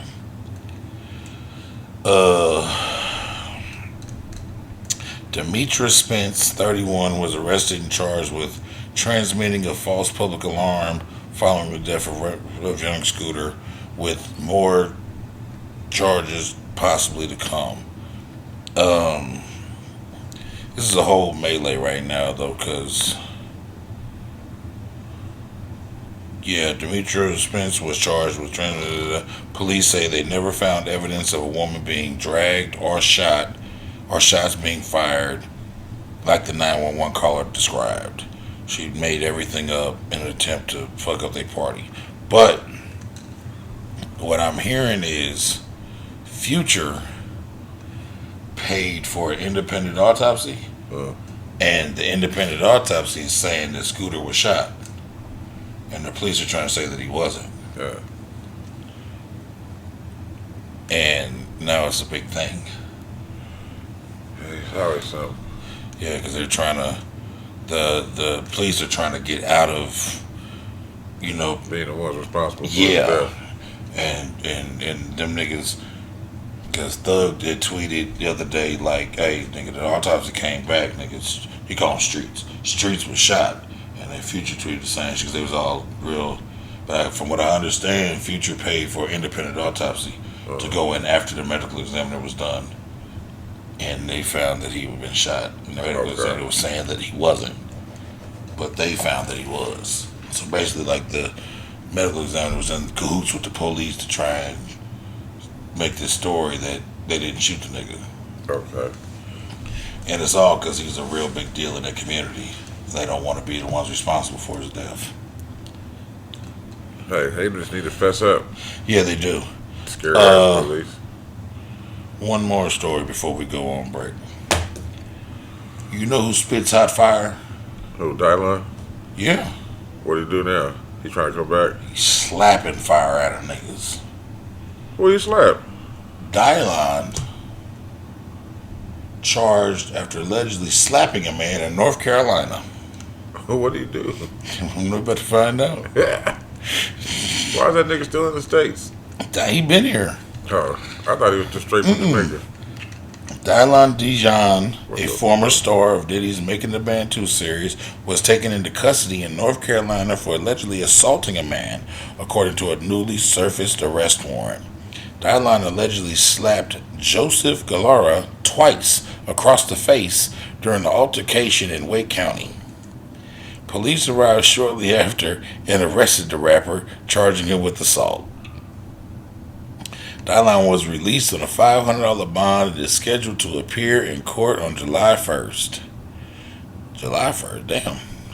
The incident comes after Dylan's name resurfaced in the media last year when he discussed the impact of the Chappelle Show skit mocking him and his crew.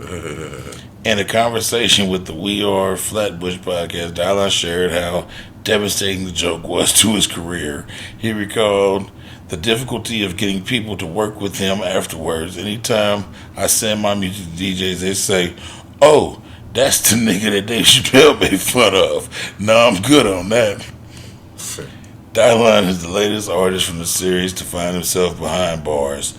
Chopper, Young City, also a member of the band, but was arrested in 2022 on sex trafficking charges, which were later thrown out and found to be false. Yeah, so. Oh, Chopper? Yeah.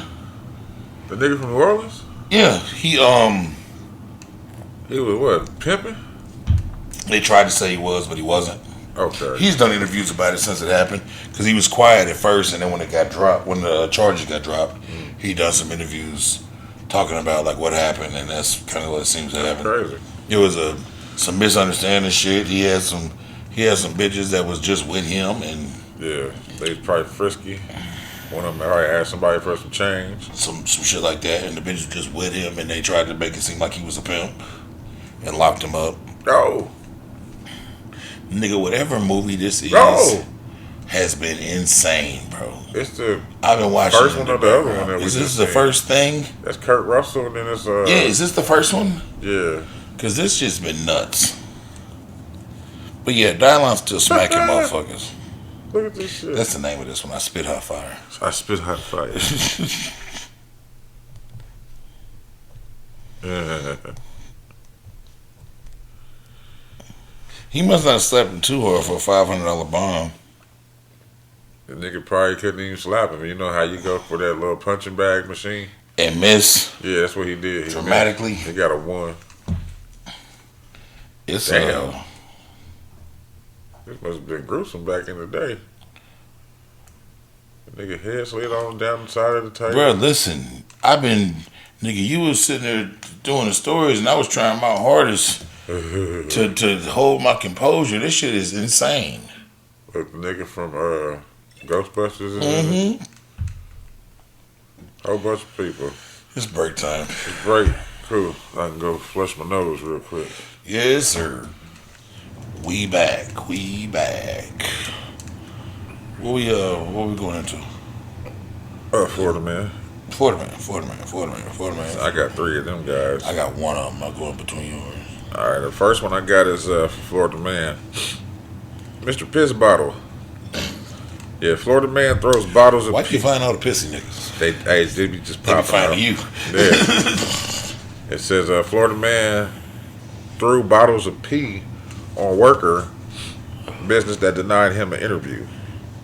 It says a man was arrested in St. Petersburg after he allegedly splashed after he allegedly splashed an employee with urine he had bottled because he was angry that he hadn't been given a job interview. The suspect, 51-year-old John Connaughton, was accused of throwing bottles of urine inside doors, mounding, and more, hitting at least one employee. It says authorities said Connaughton, I can't pronounce his last name, Connaughton, filled multiple bottles with pee. Damn, multiple? Multiple. Went to the front doorway and splashed the contents into the building because he was mad they would not give him a job interview. The urine splattered on the bare legs of an employee along with merchandise valued at an estimated $1,000. He then allegedly fled on foot and was chased by the victim, at which point he raised a skateboard in the air as if to hit him with it. I'll beat your ass. Where the fuck he get a skateboard? Anyway, Connaughton was charged with felony battery, criminal mischief, and aggravated assault.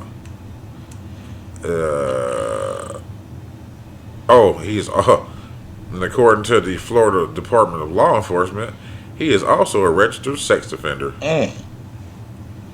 He's a diddler. Mr. Piss Bottle, mad because he can't get a job. That's probably why he couldn't get a job. We have kids coming here, sir. Yeah, he's a diddler, nigga. Get your ass out of Get your here. nasty ass on. Okay, my Florida man. Florida man found living with decomposing body of his 92-year-old mother. Jesus. Yeah. Couldn't say goodbye. A Florida man was detained Monday after police found him living with his mother's decomposing body, officials said. St. Petersburg police said a landlord called authorities on Sunday to check in on a 92-year-old tenant whom they had been unable to contact for months. At least pay the rent, nigga. Right.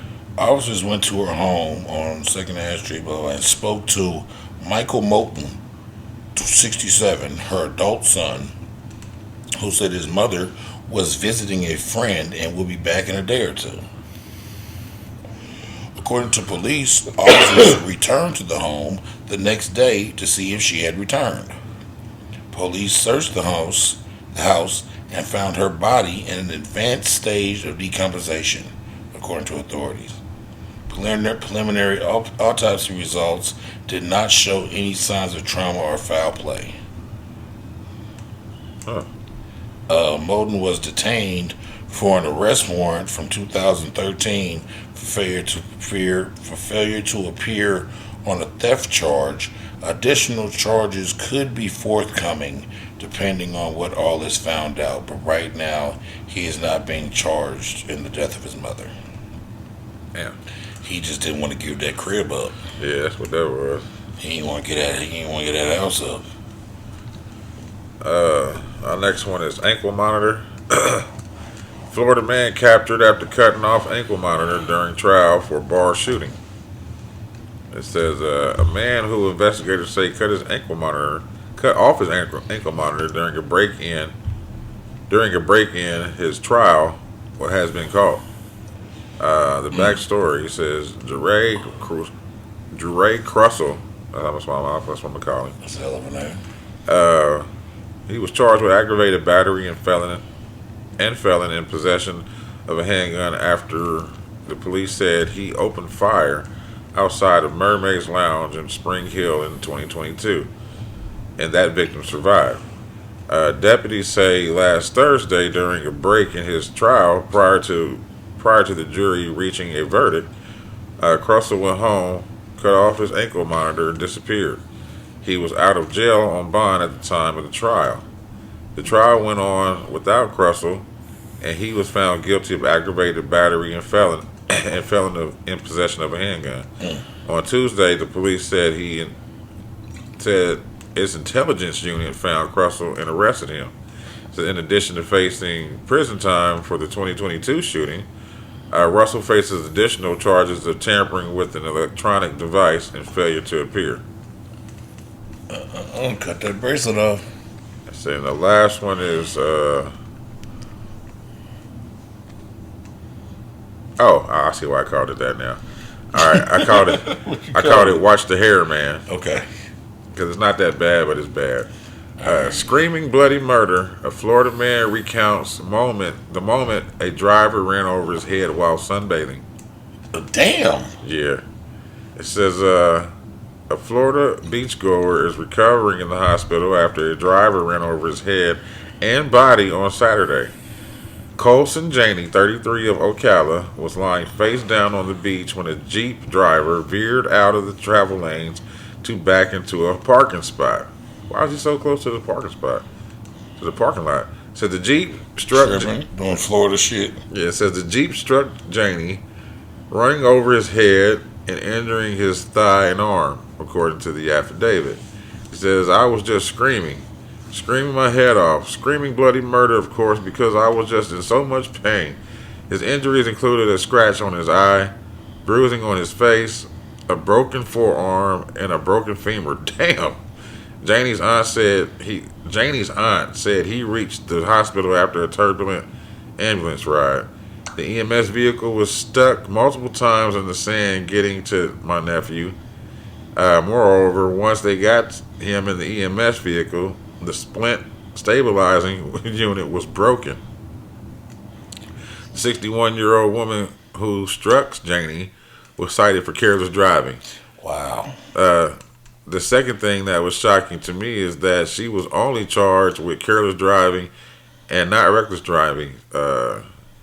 Janey told whoever he was talking to. It says Volusia deputies said the driver did not show signs of impairment. The incident is under investigation. So he must have just been too fucking close to the curb or to the parking lot. Yeah. You know, he was tripping. He was doing some retarded shit. He must have been in that subway you was in today. He was with them niggas. Yeah, he was there, slobbing it up. He was with them niggas.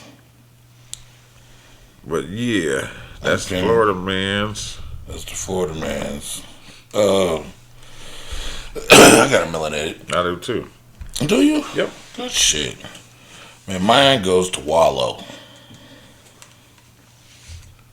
You know who Wallow is? Yeah. Gillian Wallow. Mm-hmm. The other day, Wallow was spotted talking a man off of the bridge from killing himself. Oh, dope. And he didn't record it.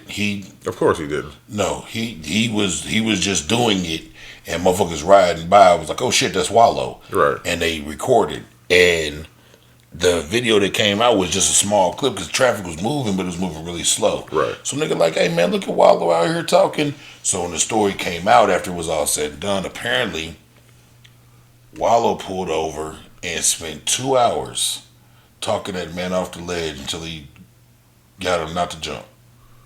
That's what's up. Yeah. That's some good shit. And right he there. still ain't said nothing about it.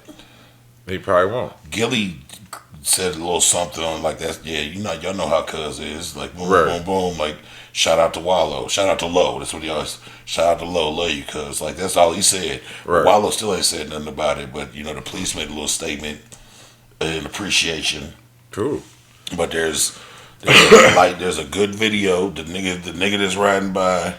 There's a nigga standing on the ledge of the bridge. There's a couple cops standing there like trying to do their thing, and then it's fucking Wallow. And like his Ferrari is pulled over on the side of the bridge, and so the nigga was clearly just driving and Right. hopped out and did some Wallow shit. No, that's pretty cool. Hey Man. man, that man did 20 years in that penitentiary and came out with a fucking game plan, and he has been executing nothing but greatness. That and he'd always be dropping jewels too. That's what I'm saying. He's executed nothing but greatness. From his motivational videos to the jewels he drops to the compassion and the care he shows for. Bro, you can go back to when they like niggas that's in trouble now, like Dirk and niggas like that. You can go back to the videos of them interviewing them on the $1 Million Worth of Game on their podcast. Okay, I was gonna say that, but I be getting all these Yeah. shits. There's so many of them. I guess. Yeah, there's his $1 Million Worth of Game. You can go back and see like Wallow pleading to them niggas to stop doing what they doing. Yeah, he was. Without saying it in a way that can get them jammed up, but like pleading with them, like, nigga, please, like, nigga, I'm telling you where this is gonna take you, nigga. Right. 20 years in the penitentiary, bro. Like, I know you don't see it, but nigga, like, hey man, dude is a real like a blessing, bro. Like, Nah, he's cool. he deserve everything he get. Nah, for sure. He deserve all the blessings he get, man. And shout out to Wallow for, more importantly for me, is for him not making a moment of it. Yeah. Just doing it He because just he's don't doing seem it. like a person that does that anyway. He just seems like he's living his life and he's out here to help whoever. I'm almost positive Wallow is like Prince was like that. There's a million stories came out of things that Prince did after he died that Prince would not allow people to speak about when he was alive. Because this ain't for the public. This is just me Being me. doing what I'm doing. Right. Shaq is like that too. Yeah. Nigga, there's a few things that we know about. Nigga, there's a million more things that we don't have a clue about. Of him just doing good shit for people. And nigga Shaq said when he goes out the house every day, his goal is to make at least one person's life better. Like And every be a day. cop. So, and be a cop. Yeah. But like every day though. Like that's... If I had the type of money Shaq had, I'd be on that too though. Shit, they can do that. Well, there's only so much shit you can buy and do for yourself. Like it's... That's what I'm saying. So if I had the type of money Shaq was on, but it's also there's motherfuckers that just hoard it and are evil and don't give a fuck about nobody. Don't care So about shit. yeah. And it kept on going. But shout out to Wallow, man. That's a good one for That's Wallow. real good shit, man. Wallow 267. If y'all don't know who he is, follow him on Instagram. And $1 Million Worth of Game is their podcast. Hell yeah. Him and Gilly the Kid. That it? That's all. Okay. But mine's is to the Cupcake Evolution for attending the Foodie Land event in Houston. I was wondering if you was gonna talk about your trip. Oh yeah, but of course. Here we go. But you know that was a starting point to something new. It seems like it was. Everybody had anxiety, didn't know what was going to happen. You know what I mean? And it's going on a new journey. Yeah, just for some, uncharted territory. Getting out and doing it. You know what I'm saying? Just saying fuck it and doing it. And now it's getting all type of exposure on social media and shit. You know what I'm saying? So there's gonna be more to come. You know what I mean? That was just a learning lesson. And now everybody knows what to do. You know what I'm saying? People came together, everybody's working together, no arguments, no fighting. You know what I mean? Even shout out to the vendors there. Because tell them where you went. Houston? Foodie Land. Foodie Land, okay. Yeah, that's what I said at the beginning. Oh, okay. Foodie Land event in Houston. And you know, like all the vendors and shit, they were all working together, helping out, giving food out. And a big shout out to my guy that I met down there, Willie. Mr. Willie. Mr. Willie was that guy. You know what I'm saying? And all he did was sit back and make sure the show was running for his booth. Yeah. What for the booth that he was with. You know what I'm saying? But then he gave me a celebratory beer on the last day, and I wasn't even expecting it. So. Now, from what you told me, about your trip, man, it's just dope to see entrepreneurs and people that are trying to get it out the mud, not tear each other down, but be helpful and try to in some way collaborate or just be helpful to each other. Being helpful. We all coming from the same struggle, and they can all tell. They can tell who's new and who's not. Yeah, because they all had sandbags and cinder blocks for their tents and shit like that, and they kept saying, "Y'all need to anchor that down somehow." Yeah, it's like I used to have a homeboy that had a spot at the flea market. Okay, and you said, like the motherfuckers that was cool would stop by, like, "Hey, bro, you don't want to have it like this. You want to have it like this. You want to." Because, this is how it flows around here, and you want to make sure you're present around this time because this is when we get the most traffic. And the other motherfuckers just sitting there watching on some hating shit, but, like, the helpful motherfuckers was like... They'll help. Yeah, they'll help. Because why not? And, it's just, everybody's just trying to make it. You know what I'm saying? It's not like everybody's a big... You didn't see, like, no Benihana's or Bubba Gump Shrimp there. You seen everybody that was Ma and Pa's. You know what I'm saying? Yeah. Trying to get out here. But even though this is a melanated thing, only thing I didn't really like was the fact that if you let's say I did popcorn, you did popcorn, but then it's me, and then 2 booths down is you. That's a conflict of interest.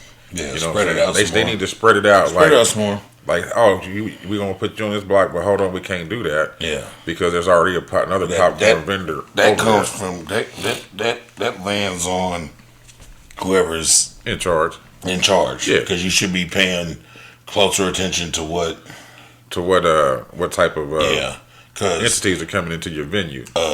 Like you said, we was talking off mic. Like you said, you had never been to Taste of Chicago. Right. I've been, and you can tell that they've been doing that for a very long time. Right. Because, like, nothing within 3 or 4 to 5 booths on either side is the same. Right. And then you might go walk down there and explore some new shit, and it might be a different version of the same booths you saw down there. Right. But they weren't in direct competition.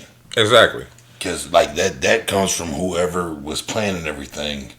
It's kind of like the fair. You know what I'm saying? You go to the fair, you might see the sirloin tips and the fried Oreos and shit right here too.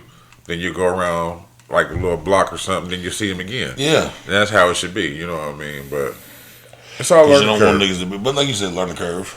It's all learning curve, and there's gonna be many more to come, man. Like I said, you made that shit sound interesting. You might convince me to come on down to Texas one of these times. Come on down. Come on down. Because I thought the event was going to, like, for the people to get in, I thought it was going to be, like, an extraordinary amount of money, and then but $11. The only thing that really gets you is the parking. and then expect for the food to be a little bit more because these people are taking it from. Some people are just out of their food trucks, but they wasn't allowed. I don't know if they allowed trucks. I didn't see any food trucks, but they, these people are taking from their businesses and stuff, and they can't bring the full menu with them. Yeah. And then they, paying for their spot, so the food is going to be a little bit higher. You just Yeah. got to be choicey about what you want to eat. Yeah. You know what I'm saying? That's how, like I said, when I went to the Taste a couple times, that's how it was. Some of that shit was a little too expensive for my liking, but I understand how things work in that. Them people got a large overhead Very large. because you paying to be there. You're paying to be there. You're paying for the generator. Yeah, You're you're paying paying- for There's a large overhead. everything, man. This is crazy. I know, I get it because the people that throw it got to make their money, Yes, they do. and then you got to make your money, and they got to figure out a way for both of y'all to make your money. Exactly. So there's, and you go to the, what I figured out, because the first time I went to the Taste, I told you before off mic, I went to Gilroy Garlic Festival. I was in California. I was young enough not to pay attention to money. Right. I'm just spending money. Asking that ain't and you mine. getting it. Yeah. I was old enough to understand money. I was in my teens, but I was young enough Like not you. to care. Yeah. When I went to the first time I went to the Taste, I was a grown man, and the shit was. I wasn't happy with the price or the portions, Right. and then I had to understand why you're there. You're there to find new shit. Find new shit, and If- that's why it's called a taste. Yeah, if you want to just go eat somewhere and spend a cool amount of money on a meal, just go to a restaurant. Right. You're here to find new shit. And these aren't those people's everyday prices. No, definitely not. When you find out about them, if you like it, You you, get go your to the card. restaurant, that shit is going to be a completely different price. Yeah. Because everybody's trying to survive and make this work so it can keep working. And they're trying to put their product out there so that you'll know about them. As I say, and they're trying to, and the people throwing the shit are putting their tax on it because they got to keep it going. Yeah, and they got to pay for the spot Yeah. and the insurance. And the insurance. Just in case, 'cause and you the know you're insurance. dealing with- Shit happens. You're dealing with Yeah, people. you're dealing with people, and you're dealing with people live cooking on your property. Shit can get burnt up. Or doesn't get fucked up. People 'Cause, can do fucked up shit. Oh, them health inspectors was coming around. If you didn't have the Well, I proper, bet you didn't have the yeah, proper tear your fire ass up. extinguishers. At one point, they wouldn't let the vendors next to us pull their tent screen all the way down to Yeah. block. You know what I'm saying?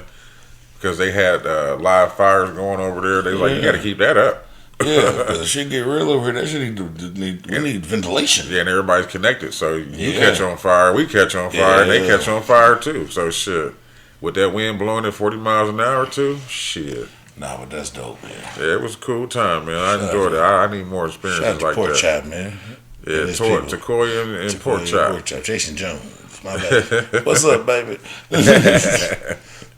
But yeah, like I said, Cupcake Evolution, Foodie Land, Houston, Yeah. 2025. All right, man. Good shit. Shit, now That's good shit. We're on these fecals. Glad to see my people doing something. Oh yeah, man. I'm glad to be a part of it. Shit. Yeah, I see my people doing something productive and trying to spread their wings, man. We live in a dirty, dirty world, man. So if you're trying to, Do something positive. yeah, man, I'm all It's for always it. good, man. It's hard to do. I'm all for it. Doing something positive is hard because the devil is easy. And they be working, don't they? Shit, he makes it look easy. Yeah, He makes it he look do. fun. Yeah, he do. You know, he makes sitting in the bed, being in bed riding, look good. And that's how we get these vehicles. Yes, sir. How many you got? I got one. I got two. I'm going between yours. What Joe? Hold on. Well, we'll find out. Let's see. Because The nigga did some goofy shit at a restaurant, drive-through. all right. So this one's called They Tied. You know what I'm saying? You can take it as however you want. They tied. You know? Like tired, but the way we say it. They tied and they tied. Okay, both of them.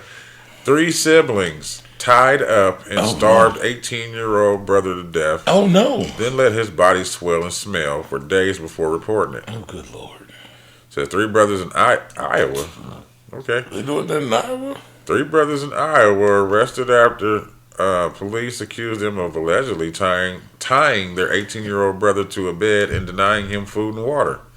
According to the search warrant obtained by whoever, Ezekiel Baseme, 18, was found dead by police on November 9, 2024. Who the fuck named the 18-year-old Ezekiel?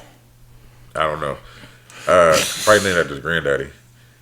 Gotta be. In the home he shared with his three brothers, Azane Baseme, 23, Pierre Baseme, 26, and Christian Baseme. And I might be saying their names wrong, but it might be Basame, but it looks like Baseme. Christian is 30.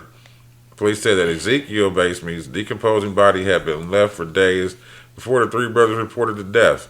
An investigation into Ezekiel's death uncovered his troubled final days, during which he had allegedly been tied to a bed after having a violent schizophrenic episode.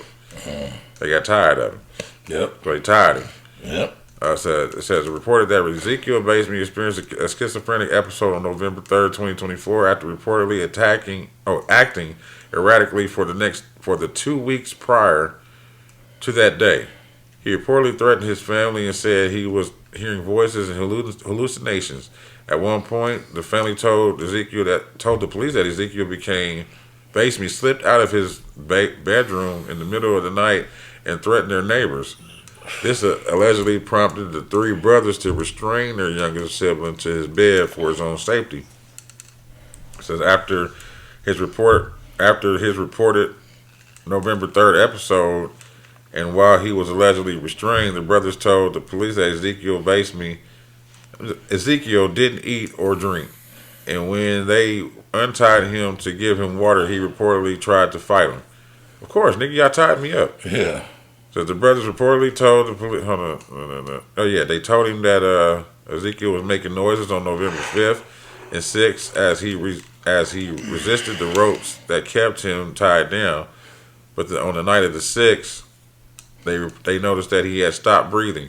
They told police that his heart was still beating, but the following morning, the brothers said that their youngest brother was cold to the touch. By November 8th, they determined he was dead after his body began to swell and smell. They finally reported the death on November 9th. Says the coroner determined Ezekiel's cause of death was from complications of probable starvation and dehydration in a setting of physical restraint. Following the investigation, all three brothers were charged on March 28th and charged with involuntary manslaughter, assault causing serious injury, and forced imprisonment. They are all in custody in the Lynn County Jail, where they would be being held without bond. Their next court date was not available. Jesus Christ. Yeah, took their brother out to the ball game. They tied him up. Okay, a 17-year-old was arrested for allegedly pointing a gun at fast food workers after being denied the Wi-Fi password. This happened at a Chipotle. A 17-year-old was arrested for allegedly pointing a gun at fast food workers after being denied the Wi-Fi password. According to investigators, John Garnett pulled a gun and pointed it at workers in the drive-thru.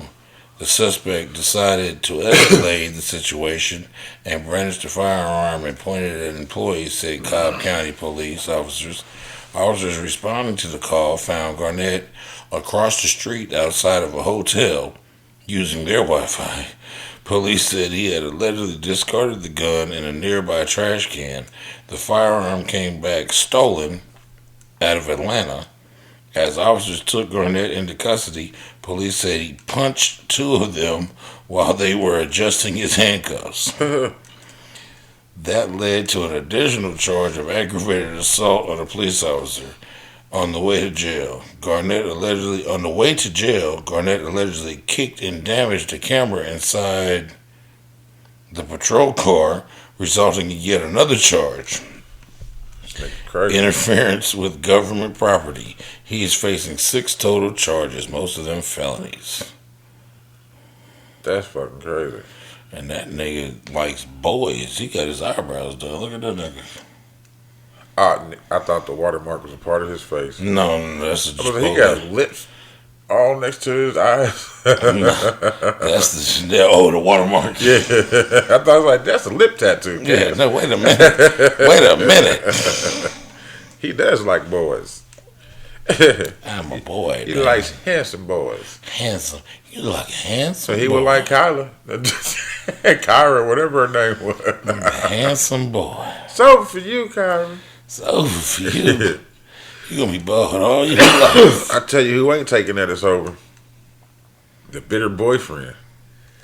So a boyfriend sends photos of beaten toddlers to the pregnant mother after she escaped 2 days of captivity with his ass.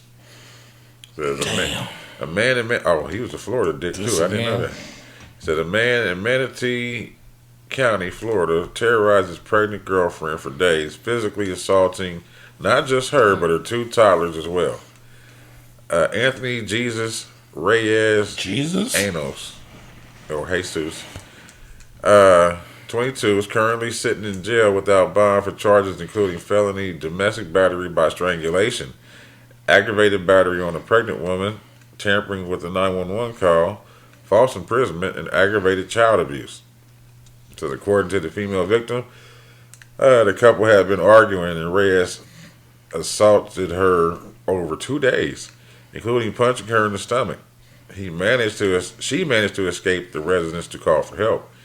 Reyes, however, then allegedly sent her pictures of him beating the toddlers. Damn.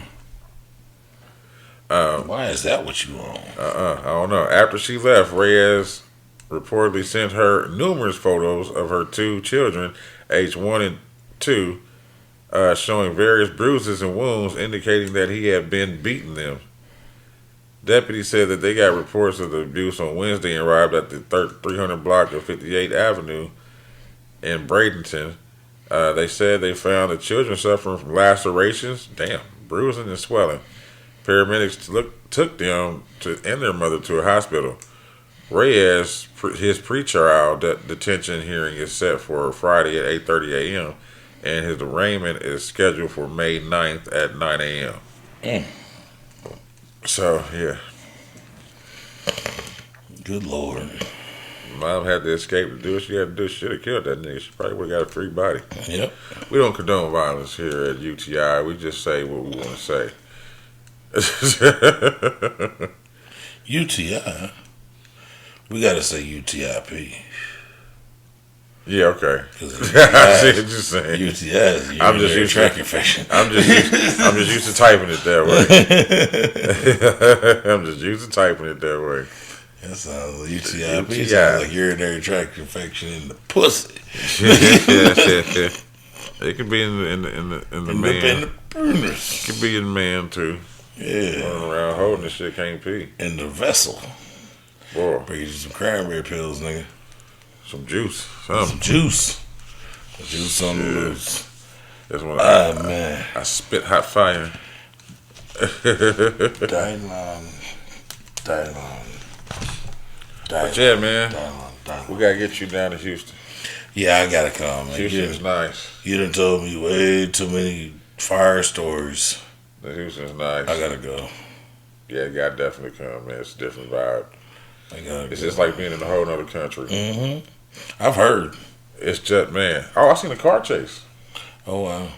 At the Foodie Land. They was coming up the street and you hear wee wee, and the car was moving so slow that it didn't look like it's chase. We just like, he about to pull over. And then all of a sudden, he was making a decision. He made a decision. But yeah, people can't drive. They drive fast down there. They drive too damn fast. You know, my daughter that lives with me, her mother moved to I forgot what the name of the fucking suburbs are. They're about 15, 20 minutes outside of Houston. Okay.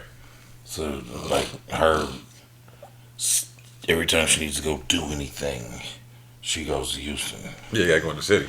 Yeah. Yeah. Shit's crazy, man. Yeah, I think Katy or some shit like that. Katy, Texas? Yeah. Okay. I ain't never, man. I don't know. Yeah. I'm still getting used to them. The Dallas and, not Dallas, to Houston in Austin and San Antonio. I'm still Yeah. getting used to that shit. So I'm trying to. It's too big. It's too much all at once. It's a lot. You It's a can't. lot. You can't do everything. Yeah, because you get to Dallas, Fort Worth is a big deal. You San Antonio, Yeah. Everywhere you look is food. Houston, yeah. All seafood everywhere. Yeah. Sushi yeah, I mean, everywhere. down there, that's my type of party. And I've seen a lot of Asians too. I Yeah, didn't see yeah, too many they down Hispanics. I've seen a lot of Asians. They down there. That's how you. That's how your boy. That's how Johnny Dang, Yeah. the big Jew. That's Yeah. how he ended up there. He was a refugee, and his parents was, and they somehow ended up in Houston. And shit. You know, they end up in close by some water. Yeah. Cause you gotta make. That's why I be cracking up when like these motherfuckers is here. Man, you gotta make a real pilgrimage to make it to Indiana. Hell yeah. That's why I'd be like, what brought you here? Yeah, how did you end up here? Oh, I have family here. Oh, okay. Yeah, cause like, when I was growing up, the fort was still open. Yeah. So it was nothing to meet interesting motherfuckers on the east side who usually had some tie to the fort. Right. I grew up around a lot of military brats and shit. Right. That's how I ended up here. But nigga, that fort ain't open. What the fuck are y'all doing here?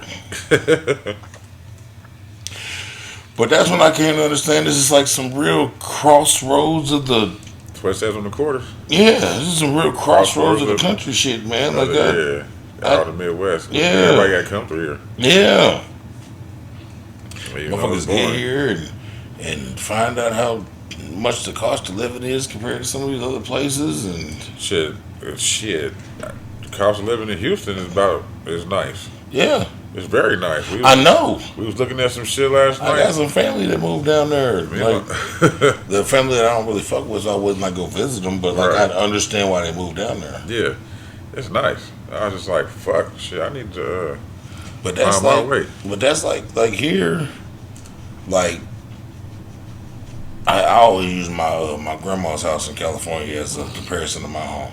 My home is a modest home, but it's what 4-bedroom, bath and a half, 1-car garage. It's a modest home. My grandmother's house in Cali was half of this. 2-bedroom, 1 bath, no garage, small yard. Nigga was worth $250,000. Yeah. This is a They're probably worth more. this my house right now, due to whatever influx is going on right now, I've been offered somewhere like around like 140, 150 for it. But prior to that, bro, it was a $80,000-$90,000 home. Yeah.